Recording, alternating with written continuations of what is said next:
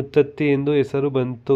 Doctor Rajkumar ಅವರ ಹೆಸರು Kannada ವರನಟ. Doctor Rajkumar ಅವರ ಮೂಲ ಹೆಸರು ಮುತ್ತುರಾಜ. ಅವರು ಪೋಷಕರು ಈ ಮುತ್ತತ್ತಿ ರಾಯನಿಗೆ ಹರಕೆ ಹೊತ್ತು ಮಗುವನ್ನು ಪಡೆದ್ದರಿಂದ ಅವರಿಗೆ ಈ ಕ್ಷೇತ್ರದ ದೇವತೆಯನ್ನು ಹೆಸರನ್ನೇ ಇಡಲಾಯಿತು. ಧಾರ್ಮಿಕ ಪ್ರಾಮುಖ್ಯತೆ ಇಲ್ಲಿರುವ ಆಂಜನೇಯ ಸ್ವಾಮಿ ದೇಗುಲವು ಬಹಳ ಶಕ್ತಿಯುತವಾದದೆಂದು ಭಕ್ತರು ನಂಬುತ್ತಾರೆ. ಈ ಕ್ಷೇತ್ರದಲ್ಲಿ ಕಾವೇರಿ ನದಿಯು ಮೈದುಂಬಿ ಹರಿಯುತ್ತಿದ್ದು ಇಲ್ಲಿ ಸುಳಿಗಳು ಹೆಚ್ಚಿರುವುದರಿಂದ ನದಿಯಲ್ಲಿ ಈಜುವುದು ಅಪಾಯಕಾರಿ ಎಂದು ಪರಿಗಣಿಸಲಾಗಿದೆ.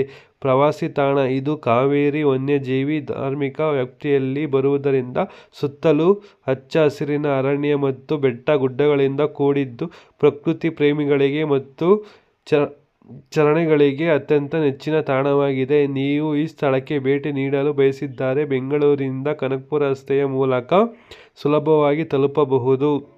ಸುಮಾರು 100 ಕಿಲೋಮೀಟರ್ ಇರುತ್ತೆ.